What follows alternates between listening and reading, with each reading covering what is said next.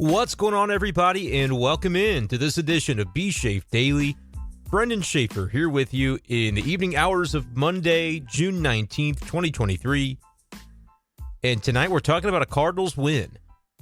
Unlikely the circumstances were from Monday afternoon in Washington, D.C., as the Cardinals actually trailed this game 5-0 after 2 innings. And in situations this season where the Cardinals have been down by that sort of deficit, we just haven't seen a lot of fight from this team, from the offense, to be able to grind their way back into a game like that. Cardinals were down 5-0. Jack Flaherty getting hit around in the first couple of innings. But by the time his start came to an end, even though the line score was not very impressive at all, if you just check out the box score after the game, we weren't necessarily feeling as harshly about Jack Flaherty's start as I think most people would have been after the second inning. I sent a tweet out during the second inning that I believe I phrased as such: Jack Flaherty is getting shelled into oblivion by the Washington Nationals. At the time, it was true, and even by the end of the game, he had allowed 6 runs charged against him, all of them earned, 10 hits in the game as well. But Jack Flaherty ultimately settled down in a way that did help the Cardinals reach a victory today, 8-6 over the Nationals. And so we'll talk about it tonight on Be Schaeffer Daily. How harshly are you grading Jack Flaherty's outing in D.C.? Are you going to give him the credit for sticking with it the way that he did in this game and allowing the Cardinals a little bit of room to make their comeback effort? So I'll give my thoughts on that, as I will about the lineup. The Cardinals put out a relatively interesting lineup alignment today that we haven't really seen from their batting order, with Lars Nootbaar back in the action, as we anticipated last night he probably would be. We talked on Be Schaeffer Daily Sunday night about his 4-hit day with 2 home runs in a rehab game for Memphis. Figured they'd put him on the next flight out to D.C. That's exactly what happened, as we saw Lars Nootbaar activated on Monday. Luke and Baker heading back to Memphis as a corresponding move there. But to bat him number 3 in the lineup was interesting for Ollie Marmol's alignment. And why did he do that? I think it's relatively obvious, but we can talk about that, what we think of it, as well as some of the other lineup conversations. Because another thing that was alluded to last night on Be Schaeffer Daily, if you happened to catch it, as we sort of anticipated the return of Lars Nootbaar, I said, yep, it kind of feels like Dylan Carlson is about to get squeezed out of the lineup once again, through no fault of his own, or maybe there are some things that we could see him doing more capably in order to have a better vice grip on playing time. But I don't really know if it's as much about Dylan Carlson right now as it is about all the other permutations and the other things going on in the Cardinals' daily lineup conversation. We got some of it right with what we were hoping to maybe see in terms of Jordan Walker getting a DH. I don't know if that's going to be an everyday ordeal, but it was something that the Cardinals were at least happy to do for Monday. Talk about the alignments and different things that go on as the Cardinals continue that quest for outfield defense and really strong defense across the diamond, and how that definitely did play into Monday's win as the Cardinals got the come-from-behind victory 8-6 over the Nationals. Talk about the offense and how they were able to do that. I mean, you start down 5-0 and you battle back. There are certainly some guys deserving of acclaim within that lineup, and one of those guys, Brendan Donovan, had the big swing of the day, and I just continue to be impressed with the at-bats that he has put together at the top of the Cardinals order. And so we'll talk a little bit about the lineup in general before we also get into that bullpen situation. Yeah, Jordan Hicks once again on for the 9th inning for the Cardinals. That is the 3rd consecutive day that they've gone to Jordan Hicks, and the 3rd consecutive day that he has come up with a save as the de facto Cardinals closer. I mean, it's his role as of right now, as he has sort of lapped Giovanni Gallegos, who also did his job today in the 8th inning for the Cardinals. But Jordan Hicks, until further notice, he's the guy. And if you need any more proof than the last 3 days, I don't know what you're looking for, because Ollie Marmol has trusted him, and Jordan Hicks has responded. And today I think he threw one of the nastiest pitches I've seen in all of MLB this season. That 104-mile-per-hour sinker to end the game was absolutely disgusting. So we'll talk about Jordan Hicks and whether that's something we can expect to continue. All that coming up tonight on Be Schaeffer Daily. So make sure you guys are following the podcast on Spotify and Apple Podcasts. You can subscribe over there, and want to invite you to subscribe on YouTube. YouTube.com/@BeSchaeffer12 if you're typing it into the URL. Or you can just type into the search bar on YouTube my name, Brenden Schaeffer, and you will find me, Brenden Schaeffer, St. Louis Cardinals writer. We're here on YouTube with all of these podcasts and lots of live streams coming the remainder of the Cardinal baseball season. So appreciate if you guys would like the video on YouTube and subscribe over there. And, of course, leave your comments. Let me know what you think about the latest little trend for the Cardinals as they have now wrapped out 3 wins in a row. Yes, that is a winning streak, but still a long way to go as teams atop the division seeming to put together some winning baseball as of right now also. So Cardinals are still a ways away from climbing back into this thing, but as I've been saying over the last few days, it is the Cincinnati Reds, in my opinion, that you need to be thinking about, not the Pirates, not the Brewers, as the Reds actually overtook Milwaukee today. They've won 9 of their last 10, and they are 38-35. The LA De La Cruz factor is real. Maybe the Cardinals need to call up Mason Wynn at some point to try and get another boost from a young player. But Jordan Walker providing plenty of that as well for the Cardinals in the present day. And he had another good day at the office on Monday, 2 for 4. Did have a couple of strikeouts, but the 2 hits and 4 at-bats, raising the batting average for Jordan Walker to .302 on the season, and the OPS is up to .854. Jordan Walker doing his work today out of the number 6 hole in the Cardinals lineup. We'll get into a little bit of what we thought of the lineup from Monday, but let's talk first about Jack Flaherty, because, well, we've seen this Cardinals rotation sort of put it together a little more frequently in recent weeks. Even though the Cardinals haven't been winning as many games, we felt better about the day-to-day performance of the starting pitching staff. Today was not one of those days, especially if you're watching this game in the first couple of innings, as Jack Flaherty was just getting hit around, giving up hits to all fields. It's not necessarily that he was giving up long bombs. No home runs allowed in this game at all for Jack Flaherty, but hit after hit after hit. And, some decent contact that these Washington Nationals hitters were putting together against Jack Flaherty. He was leaving breaking balls over the middle of the plate. Just didn't look like those pitches had a lot of snap to them. Not super sharp, not well located. And for Flaherty, it just seemed like he couldn't catch a break. Although he was getting some help from his defense, a couple of outfield assists in the game today. You had Tommy Edman with a diving catch. Of the first 2 innings, Jack Flaherty really was bailed out by his defense on 3 of the outs, I would make a case for, as I think Newpar had a good throw. Walker might have had one. And I know Tommy Edman with the diving catch in one of those first couple of innings as the center fielder today for the Cardinals. It could have been so much worse than it was, but I think it was important to Jack Flaherty's day the way he was able to settle down and to do so with a lot of efficiency, because he's pitching into the 7th inning solely because of what he was able to do in terms of being economical with his pitches in innings 3, 4, 5, and 6. He had a 6-pitch inning in the 6th, which allowed him to get out for the 7th. Only recorded 1 out there and then was rescued a little bit by the bullpen as Genesis Cabrera did a nice job to get the couple of batters that he faced to escape that 7th inning for the Cardinals. But Jack Flaherty stayed in this game long enough to be the winning pitcher, improving to 4-5 on the season, the ERA at 4.95. He gave up 10 hits and 6 earned runs today, but doing so in 6 1/3. I know that's never a box score. I mentioned that the stat line for Flaherty wasn't going to be one that really impressed anybody. When you give up 10 hits and 6 runs, it kind of the rest of it doesn't seem to matter as much. But the reality is this: the Cardinals don't win this game if Jack Flaherty doesn't find a way to get as deep into it as he did, settling down after that 2nd inning. It was 5-0 Nationals after 2. The Cardinals begin in the 3rd, trying to work their way back into it, and it was only by the 6th inning that they really capitalized with the 3-run home run by Donovan, and then Paul Goldschmidt following that up with the go-ahead shot that put the Cardinals in the lead, and they stayed there throughout the rest of this game. Flaherty allowing some base runners there in the 7th inning. Mentioned, though, Genesis Cabrera was able to basically escape without a whole lot of damage. One of those inherited runners does come around to score against Cabby, but otherwise, Cardinals were able to get through that inning, maintain their lead as they did, and the bullpen with Gallegos and then with Jordan Hicks from there was able to get the job done. Important, though, for Jack Flaherty to cover some of those middle innings, and that's just so different, I think, from what we have seen from this Cardinals team. Not because the starters don't occasionally settle down and give you some innings, which it has kind of been a trend, but a lot of times when that happens, it almost seems like it's in vain because the offense has already sort of checked out of the proceedings, and you just don't expect when you're down 5-0 to necessarily have a Cardinal team that is capable of hanging in there and making the comeback and scratching away to try and score some runs. Triple for Tommy Edman in that 3rd inning was able to contribute to the Cardinals just getting on the board there. Paul Goldschmidt driving in Tommy with a base knock later in the inning. Just get those couple of runs and get it within striking distance. I think it was important for the Cardinals to do that right after Jack Flaherty had another rough inning in the 2nd inning. Allowed him to settle things in. They just kept at it, and that's just it's a rarity from this Cardinals season. They pick up their 30th win on the season, though, today, pretty much because Jack Flaherty was able to grind out and pitch into the 7th inning the way that he did.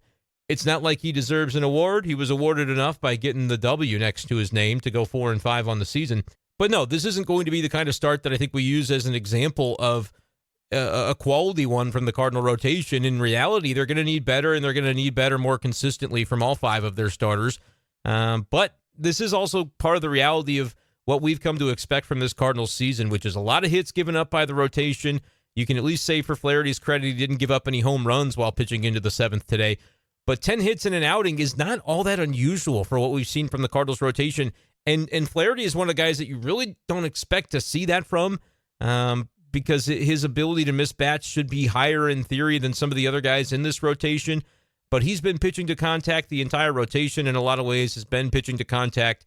And we've talked a lot about on B Shafe Daily this year how it's just not to their benefit because of the rule changes and the pitch clock and all the things kind of going on. Especially the shift ban, I think, has hurt the Cardinals from an infield perspective to be able to gobble up a lot of those hits. But a lot of these are just kind of line drives and soft line drives, and they're being sprayed around from corner to corner, really, in the outfield.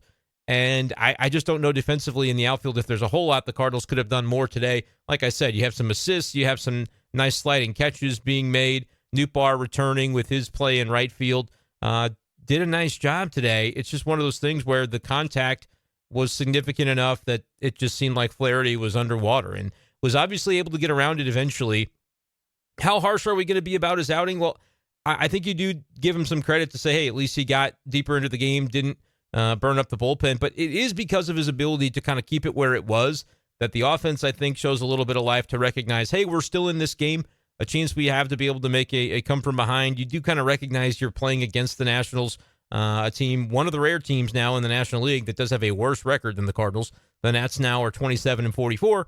The Cardinals are 30-43. So the Cardinals have a little bit of an advantage over Washington now in that regard. But you just got to know that there's opportunity out there to be able to get to this pitching staff, to be able to maybe pile on against the bullpen thereafter. So for as much as this doesn't end up being a banner day for Jack Flaherty, I think today's game was as good of an example as we have seen all year from the Cardinals as we talk about the different phases of their team. One of the quotes that came from Nolan Arenado following the last homestand, which was kind of a bummer, and he said after the homestand, quite frankly, it's just been bad baseball. And some of the reasons for that have been days where you hit well, you don't seem to pitch. Days where you pitch well, the offense hasn't always been able to back up the pitching staff with good performances. And then you can even go into the nitty-gritty a little further and talk about how some days defensively ends up being the thing that harms you. Sometimes maybe it's base running. It can be situational hitting. There have just been a lot of ways that the Cardinals have found to lose games rather than on days where one element of your team might have it really clicking. And today you can make the case that was kind of the bullpen, which did, but you won't really know that till the latter stages of the game because they're not involved in it until the 6th, 7th, 8th, or 9th inning. The offense, though, to score 8 runs and to continue to add on the way that they did, even after the big couple of innings, they put up runs in 3 different innings, all crooked numbers. But the fact that they were able to add on even a little bit more in the 7th today ends up being important because the bottom of the 7th inning, the Nationals get one back off of, it's charged to Flaherty, but with Cabrera in the game. Important that Arenado and company are able to kind of keep the line moving. And I was ready to kind of talk more about Jordan Walker needing to bat above Wilson Contreras in the lineup. But credit to Wilson for coming up with an RBI single later in this game. He was part of that couple of runs they scored on the rally in the 7th inning. Early in the game, you had the double play that he hit, which was immediately followed by a nice stroke single up the middle for Jordan Walker, where you just thought, man, can they continue to have this situation where Contreras is potentially tanking these rallies that could be happening by hitting into double plays, whereas Jordan Walker, I just think, is taking better at bats right now. To Wilson's credit, ends up getting that RBI single later on. I still believe, you've got a guy in Walker with a 100 points higher batting average. He's hitting 302 to Wilson Contreras is 201. The OPS is 200 points higher, 854 to 648. I think Jordan Walker's taking better at bats right now. I would still probably be in favor of making that switch. I think it's a relatively minor one. We're starting to see Wilson come out of it a little bit, but I still think it's more of a reflection, honestly, of the things Jordan Walker is doing well than anything else that I'd like to see him higher up in the lineup. He's just taking good at bats. We know the way that he can impact the baseball when he swings and does damage. So that is a move that I would make. Do I necessarily see the Cardinals doing it? It doesn't seem like it because, we saw a home run from Contreras over the weekend, and we get that RBI hit from him today that we see. So I think Ollie Marmol is really trying to hold on for dear life to avoid making that move because you want to instill confidence in the $87.5 million catcher that has obviously already had his confidence shaken a little bit for different reasons this season. So I think that's maybe not a move that we'll see, but at least Jordan Walker at this point is batting sixth. I think you certainly don't want him any lower than that. But let's talk about what we saw from the rest of the lineup. I'm just going to read off the lineup for folks who may not have seen the game or recognize the exact lineup batting order alignment that they had. It was Donovan leading off, which I said I would continue to do, and he comes up with the big home run. Goldschmidt still batting second. Lars Nootbaar batting third was kind of the change-up that I guess we didn't necessarily expect. But when you think about how we've talked, the Cardinals really want to keep that sandwich, as it were, with a left-handed bat in between Goldschmidt and Arenado. And we know Gorman has just been struggling tremendously, and he continued to do so on Monday. Makes sense to maybe try Nootbaar there in that 3 spot just because of having the left-handedness as an aspect, and just the level of at-bats that he's taken this season have been pretty strong. I personally don't love it. I get why they do it. I think it makes perfect sense if you're trying to keep a lefty in between Goldschmidt and Arenado. But I also would maybe just keep the on-base guys up at the top and then have Goldschmidt, Arenado back-to-back. As we talked about last night on B-Shape Daily, to kind of drive those guys in would maybe be my preference. But I get it, and we'll see how long they stick with this alignment of Nootbaar in between Goldie and Arenado. But again, it was Donovan, Goldschmidt, Nootbaar, Arenado, Contreras, Walker. We've talked about those two guys. And then Gorman, DeYoung, and Edman toward the bottom of the lineup at the 7, 8, 9. DeYoung having a nice day, right? I was coming into today thinking, all right, the guy that got squeezed out is Dylan Carlson. What would be the obvious way to potentially get his bat back into the lineup? Or really beyond his bat, it's getting his defense into the lineup would be the preference, because the Cardinals are talking about how important it is right now and how their goal is to stabilize the defense in the outfield. Well, Tommy Edman has done a nice job of that. He makes a misplay here or there and maybe doesn't have the world's strongest arm from center field to be able to come up with the dazzling throw that can maybe get a guy at the plate or something like that. But generally, Tommy Edman has done a nice enough job that the Cardinals feel makes sense to keep him out there. But what it ends up meaning is that Dylan Carlson is on the bench. And I still believe that Dylan Carlson is the Cardinals' best defensive center fielder. And so if you threw him in center, you could have Nootbaar in right and Donovan in left, the way that I said last night would be exactly what I would want to see. Do I believe that Donovan's a better second baseman than anywhere else? Yeah, I like him on the infield. I think he does a really nice job there. But we've also seen him just make heads-up, dazzling defensive plays at pretty much everywhere that he has been asked to play on the diamond this season. And so having him in left field is something I don't have a problem with at all, because I do believe you prioritize at-bats for Brendan Donovan. The way he's putting it together, he's got the OPS now up to 748, and he was toiling away in the low to mid 600s there for a while. Brendan Donovan's numbers will be there at the end of the season. I truly believe that. I've been saying it, and we're continuing to see with the damage that he can do. He was my pick for bombs away today from C70 and Cardinals Gifts on Twitter.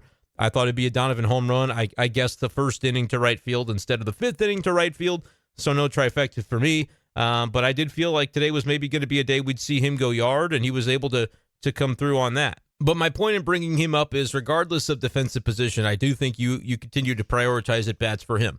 The guy that maybe gets squeezed out, other than Carlson, as we talked about, well, it could be Nolan Gorman at a certain point, and especially if the Cardinals remain committed to Edman in the outfield and DeYoung getting regular starts, and those starts coming, obviously, at the shortstop position. What I get into is the argument of, well, if they're going for their best outfield defense, would it not include their best defensive center fielder in the organization, which is Dylan Carlson, in my opinion? And I get that sometimes the metrics may not completely back that up. You're looking at small samples on occasion. I know Joe Trezza, who I guess is maybe filling in for John Denton out in D.C. on this series on the MLB.com beat for the Cardinals, wrote an article kind of breaking down and did a great job of breaking down the decision process that's going on when it comes to this outfield alignment, which, again, today was Donovan in left, Edman in center, Nootbaar in right field. I get the argument that because Paul DeYoung is a good defensive shortstop, that there's value to keeping him in the lineup. But I don't know, and I guess, Trez's verdict that he came to with that article, which again is worth checking out at MLB.com, was that what they did today was kind of the best that they can do for now in terms of defensive value in the field. But I still disagree. I would still say that Edman at shortstop, you're not really losing a whole lot there compared to Paul DeJong at shortstop. And maybe the metrics defensively would say that Edman's not as good at short. Maybe his arm isn't as strong. Like, these are all things that I know people talk about. I say we're kind of Wally Pipping Tommy Edman from the shortstop position through no fault of his own, not because he wasn't playing a good defensive shortstop. I felt that he was, and I like the way that he looks there at that position. But I guess it's the metrics, giving Paul DeJong more credit for his work at short. And if Paul DeJong is going to contribute offensively, then I do think it ends up being the case that they're in a very fine alignment. And DeJong had a double today. He went 2 for 4. He scored a couple of runs. So if he's producing offensively to a level that you think is going to be better than what Carlson has done, then yeah, I get the decision, and maybe it's the one that they end up sticking with. But I also think that Dylan Carlson has the potential to be a good offensive player.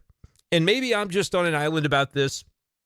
I recognize, looking at his numbers, that it hasn't really been the case not only this year, but over the last couple of years in his MLB career, because you go back to 2021, which was kind of his breakout season.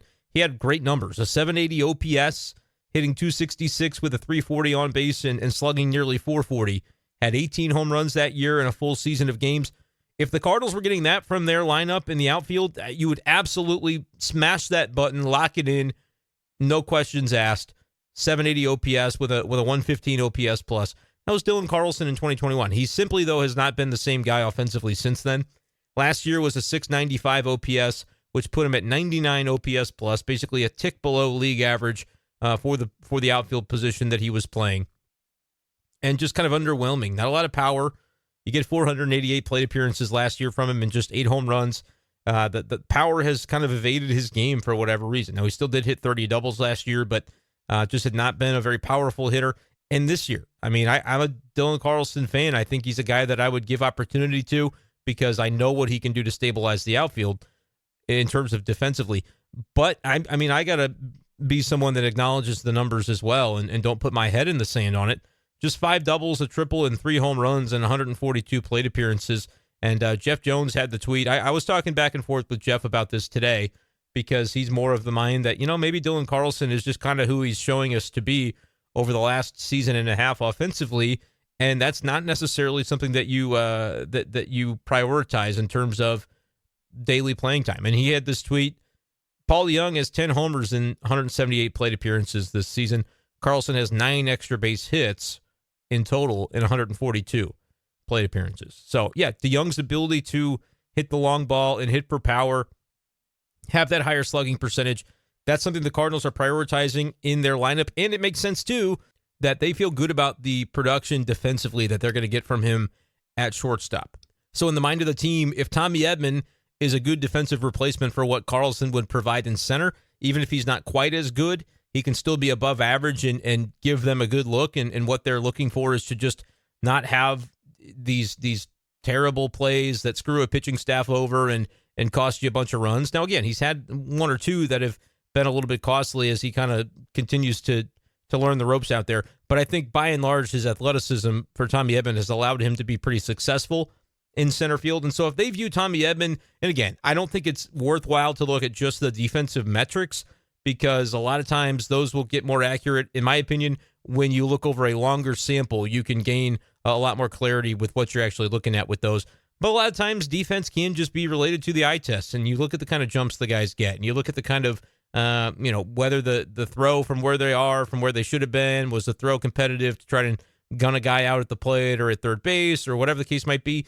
Like, there's a lot of different aspects, I think, that you got to put into consideration of a defense. And in this case, not just looking at, well, what do the metrics say? I think you got to look at a little bit of everything to be able to get a full idea. That's my opinion. Some people might, treat those defensive metrics like it's their Bible, and they would say that that's the end-all, be-all. And, everybody's got their different way of looking at the game. And this is just a case where I say, yeah, I'm going to prefer to blend the eye test and to blend having a feel for the way guys look with the ball coming off the bat and things like that. And I'm just convinced that Dylan Carlson knows what he's doing out there. Tommy Edman, I'm giving a lot of credit to for the job that he's done.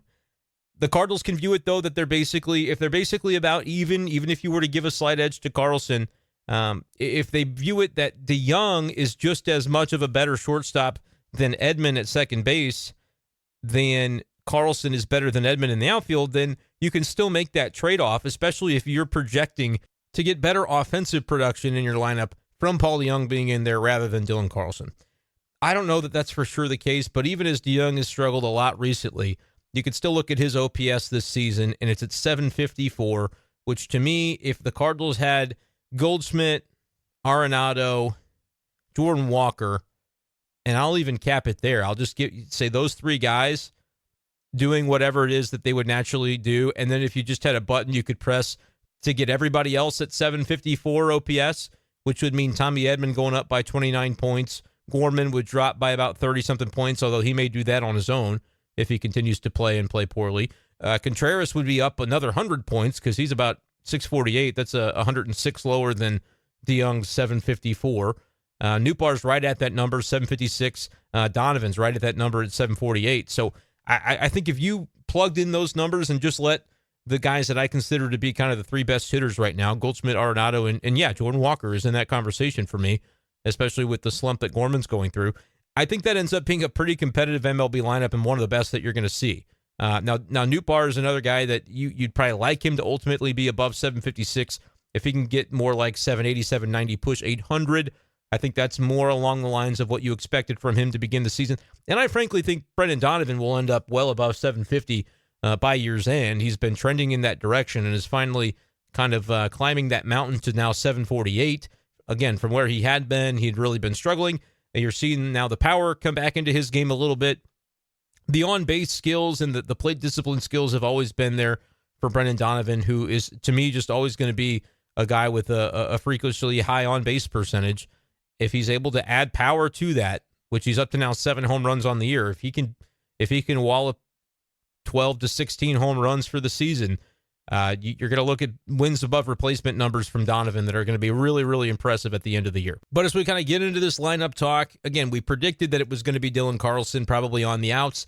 Is it going to be that way every single day? Remains to be seen. Honestly, what you do Tuesday, in my mind, I believe it's Mackenzie Gore on the mound for the Washington Nationals. And remember, he came over in the trade for Juan Soto, which, again, if people are going to use this as a moment to say, oh, the Cardinals should have traded Dylan Carlson for Juan Soto and they could have done it, I still think the package that the Padres gave up, because it included Mackenzie Gore, who is a left-handed, major league ready top pitching prospect who's now posted 1.8 wins above replacement and a 3.74 ERA in that rotation this year. The Cardinals will face the lefty tomorrow. I still say that's a better package than anything the Cardinals could have given, because even if Matthew Liberatore ends up panning out, which so far this year he has not, the ERA is like 6. He was not of the caliber of prospect that Mackenzie Gore was considered as last year, and so the Cardinals just did not have the pitching to offer in that package. Now, if the Nationals were saying, hey, we want Dylan Carlson, and the Cardinals didn't do it, and that was literally the reason, then okay, we would all be able to poke fun and say that was a mistake, because if Carlson's just a fourth outfielder to this team right now, obviously they misaligned and misappropriated what his value to the team was. All that being said, I still believe you would have been talking about losing a Gorman or a Jordan Walker or a Mason Wynn or probably two of those three to get Juan Soto, and it just, I'm not going to say it wouldn't have been worth it because we don't know how all of these careers would have played out. We don't know what the exact price would have been in that potential trade. But it wasn't just a Dylan Carlson thing, and so let's not try to make it about that. But a chance tomorrow against a lefty is my point, that Carlson you probably want in the lineup there tomorrow because over the course of his career, he has been more effective from that side of the plate, from the right side, facing left-handed pitching. Although he's taken some nice at-bats, I thought, this season in terms of what he's done from the left side as well. But it's kind of hit and miss. We saw an 0 for 5 from Dylan earlier this week, where it seems like he's just having a little bit of hard time getting into that rhythm. And this season, he's actually had a higher OPS. Now that I check it out, he's had a higher OPS against righties. It's been a little bit paltry against lefties. It's just been the fact that he's had absolutely no power at all from the right side. But he's taken some decent at-bats. The batting average is 268 against lefties. So a chance with a lefty on the mound tomorrow that maybe we see Dylan Carlson, or maybe Ollie Marmol's reading into those splits and saying, if he's not going to give us any power whatsoever, I don't care that the on-base numbers and the batting average numbers are better for Dylan this season from the right side. We're just going to try to go with somebody that can provide more thump. That clearly has been the conversation in what they've done with Paul DeJong, giving him every opportunity to work through a lot of these games where he can just completely fall down a well and crater and not give you anything offensively, and he'll strike out. I like the at-bats Carlson is taking. First of all, he's been called out on strikes a ton on pitches that I just didn't think were close, and so that hurts his overall numbers. But I have to be fair as well and just recognize that, the overall numbers this season just haven't been too impressive from Dylan Carlson. But I would like to see him not just completely ignored as somebody that at 24 years of age, they just write off and assume that he's never going to be any good. Because I look at this Cardinals outfield and say for 2024, you're very much teetering close to a situation where it could be very, very barren outside of Lars Nootbaar, who a lot of people would look at Lars Nootbaar and say, well, what has he done in his career to make him this automatic given in the Cardinals outfield? And I would disagree with those people, as listeners of B-Shape Daily going back to the last couple of years know. I've always been in Lars Nootbaar's corner, would not have been having him on the trade block at all each of the last two off seasons. And I think offensively, there's still more in the bat in terms of him getting the power going a little bit. We just haven't seen a ton of power from him, which is why it's a little bit alarming or surprising to see him batting third today as he was. But the plate discipline and the on-base skills are there. Just get a little bit more going with the launch angle and the batted ball data. And I think he's going to end up being a guy that can be very toolsy offensive player, doing a little bit of batting average, even better on base, even better slug. Just has to kind of get that going a little bit. But defensively, I think, especially if he's in a corner outfield spot, he's going to be above average in pretty much every respect. And so, if the Cardinals had three Lars Nootbaars running around in their outfield, I generally would say I'd lock that in for the next 5 years. They've really just been looking for that slightly above average production from any and all of their outfield spots and just have not been able to come up with it. You've got guys like Tyler O'Neill this year completely fell flat and did not meet expectations.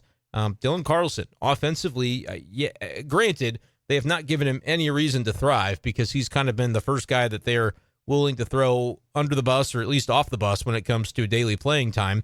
But you look at his numbers, he's hitting 238, nothing really impressive in terms of slugging, just 365. It's a 682 OPS and an 87 OPS plus, which means relative to league average being 100, he's about 13% below league average as an offensive producer from the outfield. And you need to see more than that. But it's the chicken or the egg. If they've given guys like Paul DeJong way more opportunities over the years, and even as he struggles at times this season to stay with it or maybe regain his stroke to produce at the level that they believe is possible from him, it's just a little bit of a curiosity that Carlson has not been extended the same chance.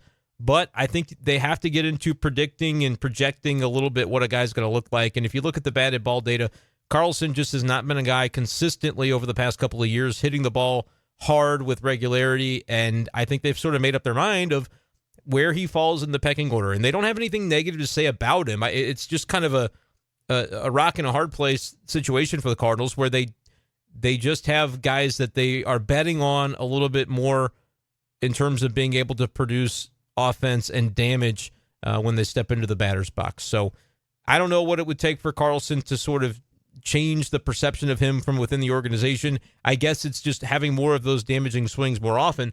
But again, it's kind of a catch-22. If he's not being given the opportunities to do it, it could be a little tricky. But again, here's somebody that I'm not questioning when it comes to like the notion that his bat stays in the lineup, and that's Tommy Edman.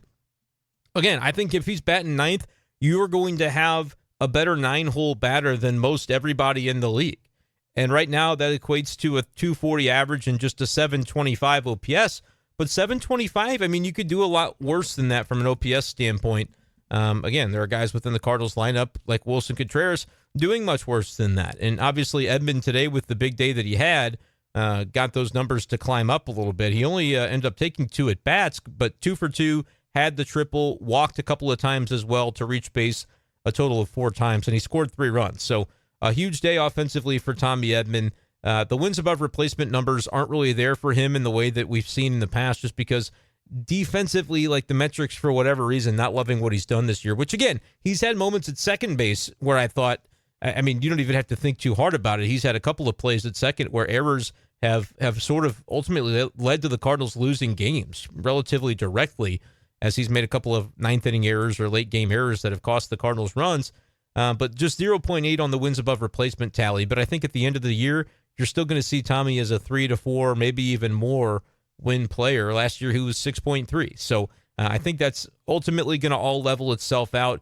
But the job that he did offensively today for the Cardinals, I'm not questioning Edman being in the lineup. I just have never been somebody that's been a hater of his performance at shortstop. If anything, that could be part of the reason that you're seeing Tommy Edman not as comfortable defensively. Although, again, in center field, he's done a nice job, and he's still able to add that flexibility and versatility. Like, if you have him in fantasy baseball, you're happy because now he's listed as an outfielder too. I've got him in a league where you could put him just about anywhere. He did have a big kind of stretch of this season where he was slumping offensively over the last week or so. Seems to be coming out of that rather nicely, and today was a really good look for Tommy Edman at the plate. And I think he's a valuable winning player. I know that the Cardinals, as we've talked about, are maybe going to have to trade somebody or a couple of somebodies from the surplus that they have in terms of position players. But Tommy Edman is a hard guy for me to want to give away if I'm the Cardinals.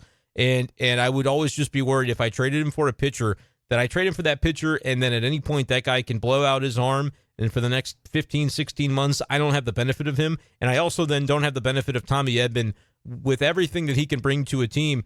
He's a Swiss Army knife, just like Brendan Donovan, and both of them have really good plate profiles where, I mean, Tommy Edman, again, low 700s for OPS, there's value to that when he's your 9 hitter, and he can probably over the course of the season steal you 25 to 30 bases. He's up to 12 steals at this point. So, I mean, in so much as he's effective with stealing bases and not getting caught all that often, which that has to be part of it. If you're getting caught a bunch of times, it doesn't really work out. But if you have a pretty high degree of success, which Tommy Edman does, I mean, he's had 30-plus steals each of the last 2 seasons. Last year, he was 32 for 35. I mean, you're only getting thrown out 3 times. That's basically, Tommy Edman hit 31 doubles last year. It's essentially like he hit about 60 doubles because he's able to take the second bag. We always talk about Tommy Two Bags demanding the second bag.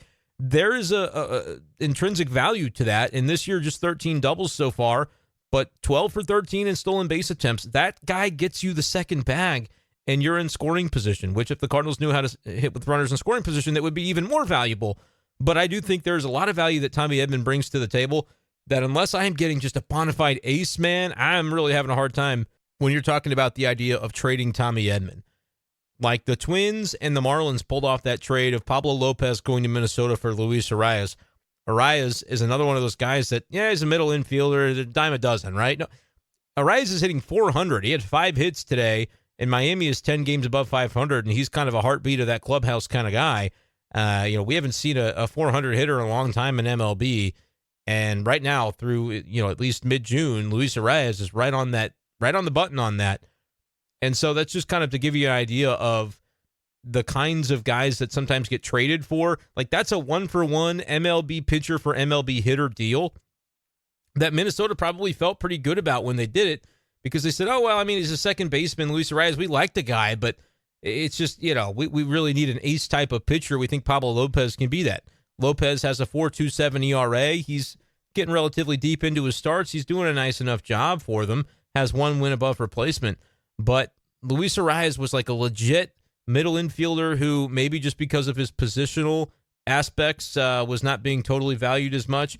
And it also was another part of it. It takes talent to get talent. And that's what you got to realize too. And I know Luis Arias moves around the diamond a little bit. I assume he's been playing second base. I guess I should have to look at his defensive game logs to know exactly what he's been doing this year. Yeah, largely second base this year with a couple of stints at first base.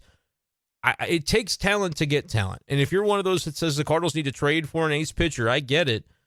But you could be looking at a guy like Edman or Donovan being dealt in that. And I'm just very wildly uncomfortable with that because of the value both of these guys can bring to the table and just the notion of pitching.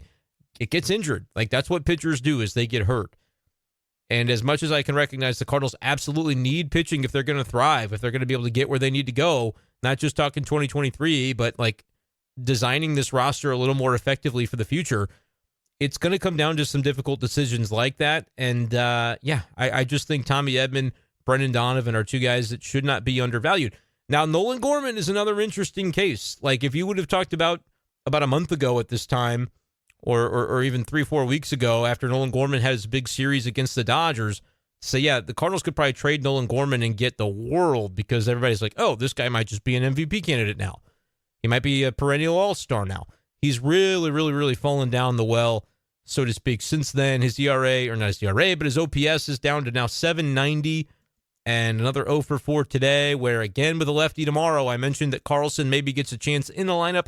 I think if he does, you put Donovan at second base, you take Gorman, and maybe he sits the bench with whether Walker's back at DH or back in the outfield. I think it would open up probably a spot for Dylan Carlson if you were to put Walker at DH again. And then even if Tommy plays your outfield, and again, against a lefty, I'm probably playing Paul DeJong that day too. Gorman's my guy to sit on Tuesday just because the numbers are where they are. He's got 15 home runs on the year, and that I don't know if that quite leads the team, but it's got to be up there for the Cardinals at this point. I guess I can check. Goldschmidt's got 13. And Nolan Arenado, he did add a couple on Father's Day. He's tied with the other Nolan at 15 homers. But the numbers for Gorman lately have just been, I mean, he's won for his last 27, which is an 0.37 average over the past 7 games.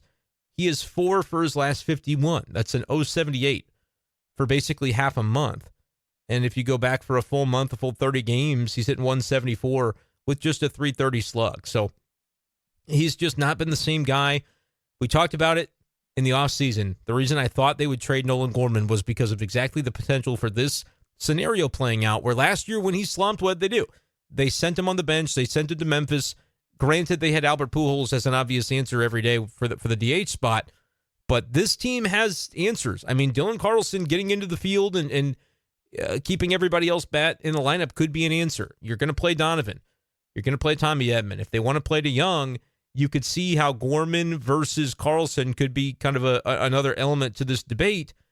But again, there's no question of who can provide the more powerful swing, can give you more pop in your lineup. But right now, we're just not seeing any contributions whatsoever from Gorman offensively, which is a bummer because at one point in time, again, I was tooting the horn of this guy's an all-star, and I called my shot back in spring training before the season began that he would be one. Right now, he's not looking like he's going to get there, and I don't know what else you do other than maybe sit him against lefties and keep him low in the lineup. I think he's a streaky hitter. I think we gave him a lot of praise earlier in the season for how much he had developed as a hitter. He's got to try to get back to some of that because for a good month and a half of this season, he was doing a lot of those things really well. And then in basically a month since, he's not been able to be that same guy. And the Cardinals are straining to figure it out because it's another one of those catch-22s with your lineup. You want to be able to believe in a guy. When a guy's struggling, you want to say, hey, we can see you through this because we know that you'll come out on the other side of it. But when it's Wilson Contreras and he's struggling for as long as he has, or when it's Nolan Gorman and you've already really seen that proof of concept this year, but then we haven't really seen it for a month, like what do you do if you're Ollie Marmol? I think it's difficult, and we're getting to that point where curtailing the playing time a little bit has got to be part of the consideration. But Cardinals fans, let me know what you think about some of these lineup decisions that we're talking over here. Do you like Lars Nootbaar in the 3-hole? What do you think about Walker still batting below Wilson Contreras? And how do the Cardinals handle the latest slump by Nolan Gorman? It's kind of going on for a little while now. Like we said, we're approaching maybe a month where he really just has not been the same guy that he had been. How do they factor that in with all the other guys they're looking to maybe gain playing time for, even in a situation where Dylan Carlson has been on the outside looking in? A lot of interesting machinations here that I think Ollie Marmol could go with. Let me hear your thoughts. Subscribe on the YouTube channel and comment below with your comments on how the Cardinals and Ollie Marmol should be handling the daily lineup. The bottom line is they score 8 runs today. They're getting power from guys like Goldschmidt and Donovan at the top of the order. They wrap out 11 hits in total. DeJong and Edman did their job from the bottom. Arenado had a base knock today. No hits for Nootbaar, but he did reach via walk and score a run. You have 11 hits, you get 4 walks, and more than anything else, able to get the job done with runners in scoring position today. On Monday, the Cardinals were 5 for 8 as a team with RISP. That is a lot better. They kept the line moving, and they came up with a big knock when they needed it. And again, that was a day offensively that followed a 5-0 deficit right out of the gate. So for the Cardinals to stick with it, I saw a lot of dumb comments. I kind of go off on you guys when there are things that I see that I don't agree with. And by the way, one other aspect of that conversation I had when it came to the tweet from Jeff Jones, whose comment was not a dumb one, but I forgot to read the remainder of it, where when it came to the discussion of DeJong versus Carlson, he said, it's not that I don't understand the argument for Carlson being in the lineup, but at what point does he have to turn in results? It's year 4, which, year 4, technically that's true. Dylan Carlson got his start in the 2020 COVID season, so that shortens it a little bit because he didn't get the full opportunity there. But even last year, it seemed like there were times where they started to kind of go away from Carlson toward the end, and now obviously he's been kind of the fourth outfielder type for much of this season. The one consideration that I have as we're kind of talking out these lineup factors, I think if you look to 2024, and a lot of Cardinals fans have already done that, Dylan Carlson has a better chance of contributing in a position of need than Paul DeJong. Yes, Paul DeJong has that contract where there's an option in it and they could technically pick it up. He could hit 25 home runs and have an OPS near 800, which would mean a really robust finish to the season for him the rest of the way. I just do not anticipate Paul DeJong being a Cardinal next year. I think the cost of the option year is too prohibitive, and I also think they're not going to rework something else. I just do not expect him to be around. And Dylan Carlson is only not going to be around if they decide to trade him, which if he's got value and you trade him for something of need, then that I can probably get behind, even though I do think he's got value to the team if he can just get the bat going. But I get it. The ifs and buts, candy and nuts, a lot of times those guys that you wish on and you hope on don't end up coming through, and it's better to trade them too early than too late. And the Cardinals are probably already teetering to that territory. As Jeff mentioned, you're in year number 4 of his major league career at this point, where they may have already waited too long to get the max value or even a reasonable value for what Dylan Carlson would bring now compared to what he would have fetched in a trade, at other times in his career. But if you do happen to be one of those people looking ahead to 2024, that would be another reason that I would look at it, because as I tried to get into, but I go stream of consciousness sometimes and lose a train of thought. Next year's outfield, you're looking at Nootbaar, and then that's about it in terms of guarantees. Now, guys like Edman and Donovan are going to get playing time, but going into a season, it would feel a little bit weird to say, yeah, like those are we're going to make the plan that those guys are our outfield, because when in reality, you're going to plan a starting 9, and guys like Edman and Donovan might be a part of it, but it's more of they can back up any given role, and there's a lot of value to that because you can count on those two guys, and there are a lot of other players that you find over the course of time you're not going to be able to count on. I think it would behoove the Cardinals to find out whether or not they can count on Dylan Carlson once and for all. But if you don't give him the playing time, you could get into a spot where, let's say they don't trade him in July. Then you get to this end of the season and you're still asking yourself, well, what is Dylan Carlson? Is he just kind of a reserve outfielder, or is he somebody that we can try to plan around if we're the St. Louis Cardinals for the coming season? I think if he doesn't really play, the ship is going to have kind of sailed on that, whereas you could trade him and then you find out he's like Lane Thomas and can go somewhere else and spread his wings. Lane Thomas is, 27 years old. Dylan Carlson's still just 24.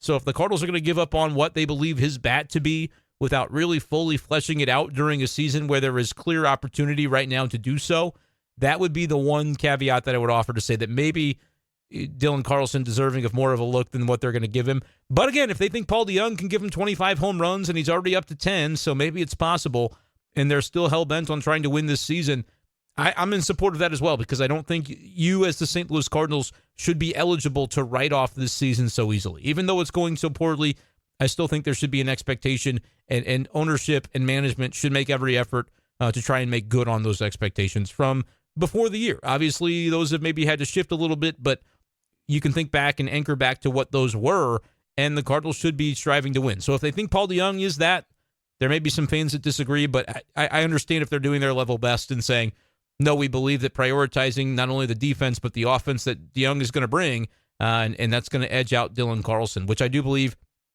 even though one's an infielder, one's an outfielder, because you have Tommy Edman able to do both, that does end up being the lineup conversation a lot of times, boiling down to those two guys. And Nolan Gorman as well is another guy that can kind of wedge his way into this conversation in a bad way, because before he would have been a lock for the lineup no matter what, and now he's sort of teetering back into that territory where he could be considered more of a platoon guy. Okay, so that's the caveat. That's the little side conversation I wanted to have. Back to where I said I was getting mad at Cardinals fans. The tweet that I saw was from Katie Wu, who was evidently getting some obnoxious replies because Cardinals fans are capable of those. No offense, I love most of you guys, but Katie had just remarked in one of her tweets where she said one of the most convincing STL Cards wins of the season, I'll say, and I would agree with her there because, again, I made the point that this is the kind of game that for the first time almost all season, we've seen all elements of the team contribute what they were able and kind of work in conjunction with one another. This may be another point that I was trying to make earlier in the podcast, and I got off onto a tangent. And so I maybe never finished and fully fleshed this thought out the way that I wanted to. But my thought was that, all right, Jack Flaherty struggles at the beginning. You're down 5-0. You have a game where the bullpen ends up giving you great work. But again, you weren't going to know that until the end. The offense giving you an opportunity. I mean, they score 8 runs. But even with that, you still don't win the game by getting that from your offense, by getting what you got from your bullpen, if you don't get what you got in innings 3 through 6 from Jack Flaherty. The fact that he was able to keep it where it was allows an 8-run total for the Cardinals offense to stand up, combined with what Flaherty did in the middle innings, combined with what the bullpen did to finish things up, and the defense being able to help out Jack Flaherty in the early going the way that they did. That kind of, I think, speaks to what Arenado had said about days we pitch, we don't hit, days we hit, we don't pitch, and there are other times where, things falter that just you find ways to lose. Today, the Cardinals, were they great in all the phases? No.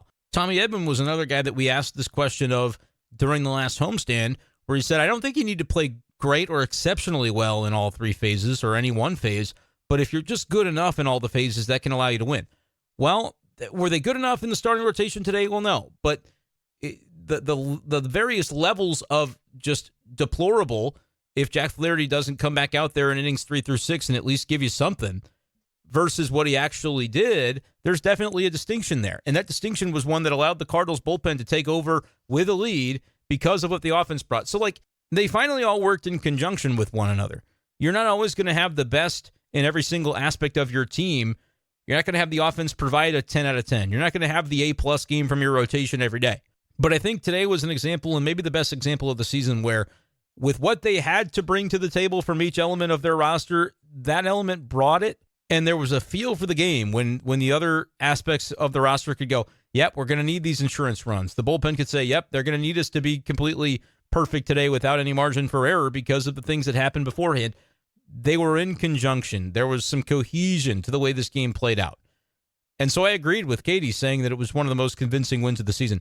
And she then had to quote tweet herself later on and say a big thank you to everyone who pointed out the Cardinals played the Nationals today. I had no idea. Listen, if you're in the quote tweets or the replies for Katie and say, well, they only played the Nationals, of course the Nationals are terrible, you better meet the Cardinals where they live, folks, because the Cardinals have been just as bad as the Nationals essentially all season long.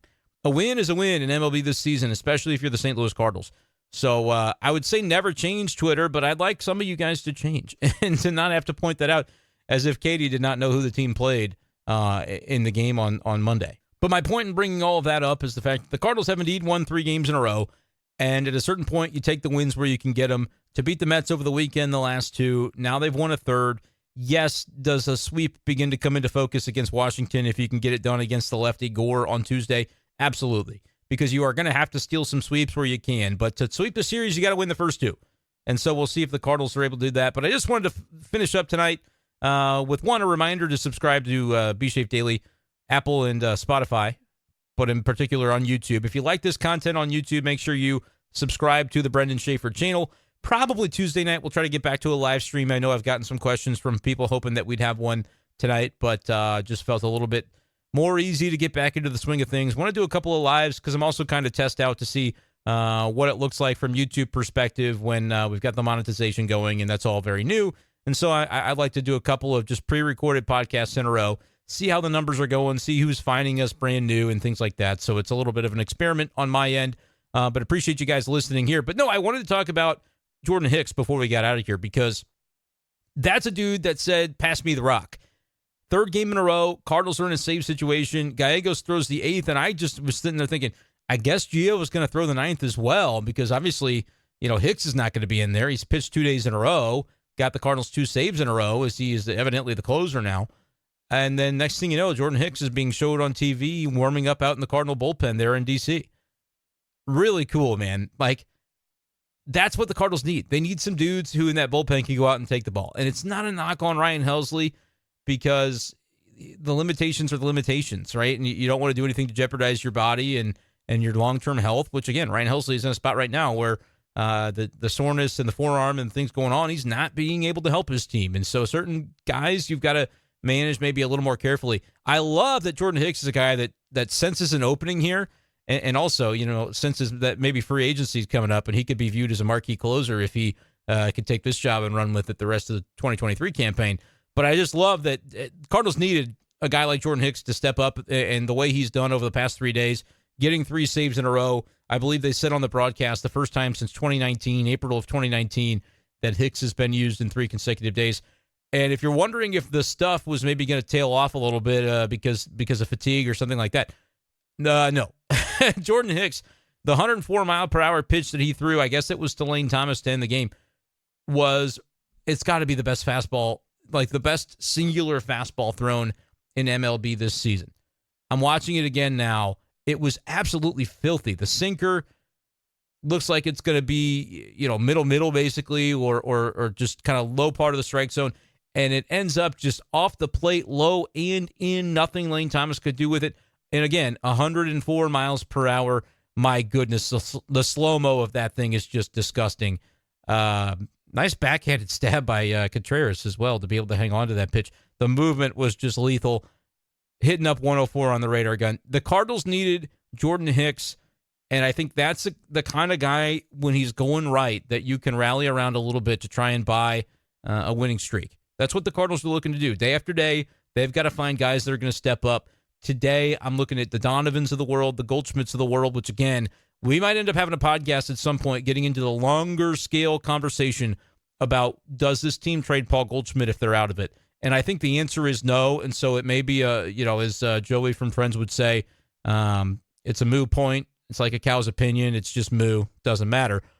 Because I just don't think if the Cardinals are even remotely in it, that they're looking to deal Paul Goldschmidt. But if you've got a reigning MVP who continues to perform the way that he has this year, and he's still hitting at a high level, and defensively can play at a high level, and has next year of his contract as well, does that guy fetch some serious consideration on the trade market? And do you also have this conversation with Jordan Walker where you go, well, is he going to be an outfielder? He can't play third base. Maybe a guy of his size could turn into a crafty first baseman over there. I still am not of the mind that you trade Paul Goldschmidt, but if people are continuing to discuss it, I had a group chat that I was in for one of my fantasy leagues today where we all kind of got into a spirited discussion about it, and I think you got people on different sides of the discussion, all of them, I think, with valid points, but it's just one of those deals where I can't fathom the Cardinals getting into that situation if they're even remotely in the race. But Goldschmidt was, and part of the reason for that is because now they've won 3 games in a row, and you're not winning all these games without Paul Goldschmidt offering his contributions. And today he had a big contribution with the go-ahead swing to put the Cardinals ahead, and they never did trail again in the game. But you talk Goldschmidt, you talk Donovan, Tommy Evans certainly coming up with some important at-bats at the plate today and contributing to several of the runs for the Cardinals. Jordan Hicks ends up being another guy that you put in there, because if you got to run somebody else random out of your bullpen to maybe get that 9th inning, if Gallegos didn't have a second inning in him, which, again, he threw 10 pitches, so you'd think he could have if he needed to. But sometimes maybe they figure with the internal metrics and the data that they have on a guy that maybe he won't be as effective during this part of the lineup or in a second inning of work on this given day. So the fact that the Cardinals can now trust Jordan Hicks, or at least for the moment they feel that they can, and he looks absolutely nasty and lights out, and he's pitching with confidence, pitching with swagger, ends up being a super critical aspect of a team that, again, they do well to go ahead and win 13 of their next 15 or whatever. If they're talking about winning the last 3 and then putting together a stretch of a half a month or so, and I know the whole London thing is going to play into that because they have a lot of off days sandwiched around that London little 2-gamer. Can they get the sweep here in Washington to be able to maybe catapult them? And again, having a fun London trip that doesn't end in heartbreak, that doesn't end in sadness, can maybe go a long way in terms of momentum for a season-long comeback, which that's what it's got to turn into for the Cardinals at this point with how far behind they are. I just think having guys like Jordan Hicks doing Jordan Hicks things over the last few days and being able to almost count on that as a constant, I don't think anybody's going into those outings going, oh, yeah, this is easy peasy for Jordan Hicks, because they've seen the times this year where he's not been sharp. But when he's pitching the way that he has and has this focus and has the sharpness to his arsenal, that's a huge value to not only a bullpen, but a team that is just looking for edges anywhere they can find them. And I think right now Jordan Hicks is developing himself into being a very nice edge. Grab him in fantasy baseball if you haven't. He was available in 2 of my dynasty leagues yesterday, which I thought was a little surprising, so I scooped him up in both of those. But he's very clearly the Cardinals' closer right now, and that's not a job he's going to lose just because Ryan Helsley comes back. They'll trust Helsley or Hicks in the 9th inning in those situations, but Jordan Hicks is very fast becoming the go-to reliever for the Cardinals in the most important spots of games. Will it last forever? I have no idea, but as long as it's happening, it's definitely something that the Cardinals are fortunate to be able to count on. Go ahead and assume, though, that he will not be available for Tuesday, as I'd be very surprised to see a guy who throws 100 miles per hour be used out of the bullpen 4 consecutive days. Could be an opportunity for Jordan Montgomery. It's lefty-on-lefty crime with Mackenzie Gore on the Washington side. Can Jordan Montgomery continue pitching a little better the way we've seen of him of late? And that ERA is now below 4. Can he dial it up and maybe have a 7-inning outing to be able to continue to spare that bullpen? Because right now it's not as much about guys are overworked or overtaxed. And I mean, Hicks is, but everybody else has kind of been eased in a little bit lately. It's just who's going to be the effective guys out of that bullpen that you can really trust. We saw a lot of Palante over the weekend. Now he should be rested and ready to go. But again, do you have faith in the guys behind Gallegos and Hicks at this point? It's kind of hit and miss. And so Montgomery to give you 7, and if you can go into the 8th with the lead, I think you've got the talent in that bullpen, even without Hicks tomorrow, to be able to navigate a couple of innings. But if you have another case where like Liberatore had to be bailed out the other day, and you get 5 innings from the bullpen, that's going to be a tricky way to live. We'll see what the Cardinals are able to come up with Jordan Montgomery on the mound Tuesday night. That, though, is going to do it for this edition of the show. Thank you guys so much for listening. Again, kind of stay tuned. Within the next couple of days, I do plan on the YouTube stream to have one of those live streams coming out, and so we can get the comments rolling and get people back in the community having conversations about Cardinals baseball. Will they still be on a winning streak when we do it? Make sure you're subscribed on YouTube to the Brenden Schaeffer St. Louis Cardinals Writer channel. It's youtube.com/@bschaeffer12. And join us for the next live stream upcoming. Keep an eye out for that. Keep an eye out on my Twitter page @bschaeffer12 as well, as I'll kind of announce and let people know what the plans are moving forward for that. So thank you guys so much for listening, and we'll talk to you next time on Be Safe Daily. Peace.